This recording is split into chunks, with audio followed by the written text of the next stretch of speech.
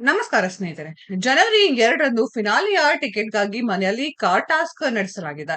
ಈ ಟಾಸ್ಕ್ ಸಮಯದಲ್ಲಿ ಕಮರುದ್ದೀನ್ ಮತ್ತು ವಿಜೆ ಪಾರ್ವತಿ ಮತ್ತೊಬ್ಬ ಸ್ಪರ್ಧಿ ಸಾಂಡ್ರಾಳನ್ನ ಕಾರಿನಿಂದ ಬಲವಂತವಾಗಿ ಹೊರಗೆ ತಳ್ಳಿದರು. ಇತರ ಸ್ಪರ್ಧಿಗಳು ಹಲ್ಲೆ ಮಾಡಬೇಡಿ ಎಂದು ಕೂಗುತ್ತಿದ್ದರು. ಇಬ್ಬರು ಅದನ್ನ ಲೆಕ್ಕಿಸಲಿಲ್ಲ. ಇದರಿಂದ ವಿವಾದ ಆಗಿತ್ತು.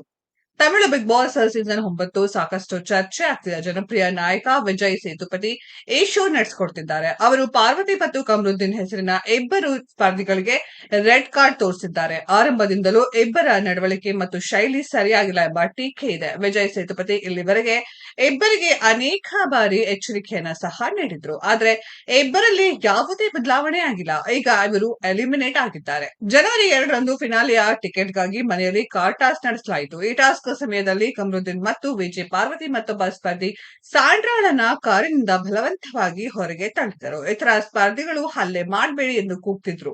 ಇಬ್ಬರು ಅದನ್ನ ಲೆಕ್ಕಿಸಲಿಲ್ಲ. ಅವರು ಅವಳನ್ನ ತಮ್ಮ ಕಾಲುಗಳಿಂದ ಒದ್ದು ಮತ್ತು ಹೊಡೆದು ಹೊರಗೆ ತಳ್ಳಲು ಪ್ರಯತ್ನಿಸಿದ್ರು. ಪರಿಣಾಮವಾಗಿ ಅವರು ಕಾರಿನಿಂದ ಹೊರಗೆ ಬಿದ್ದು ತಲೆಗೆ ತೀವ್ರ ಗಾಯವಾಯಿತು. ಸಾಂಡ್ರಾ ಕಾರಿನಿಂದ ಬಿದ್ದಾಗ ವಿಕ್ರಮ್, ಶಬರಿನಾಥನ್ ಮತ್ತು ಘಾನಾ ವಿನೋದ್ ಪ್ರಥಮ ಚಿಕಿತ್ಸೆ ನೀಡಲು ತಮ್ಮ ಕೈಲಾದಷ್ಟು ಪ್ರಯತ್ನಿಸಿದ್ರು. ಆದರೆ ಅವರು ಚೇತರಿಸಿಕೊಳ್ಳಲಿಲ್ಲ. ತಕ್ಷಣ ಮನೆಗೆ ಆಗಮಿಸಿದ ವೈದ್ಯಕೀಯ ತಂಡವು ಸಾಂಡ್ರಾಗೆ ಅಗತ್ಯ ಚಿಕಿತ್ಸೆ ನೀಡಿತ್ತು. ಪರಿಣಾಮವಾಗಿ ಅವರು ಚೇತರಿಸಿಕೊಂಡರು. ಸಹಾಯ ಮಾಡಲು ಧಾವಿಸಿದ ಮೂವರಿಗೂ ಪ್ರಶಂಸೆ ವ್ಯಕ್ತವಾಗ್ತಿದೆ.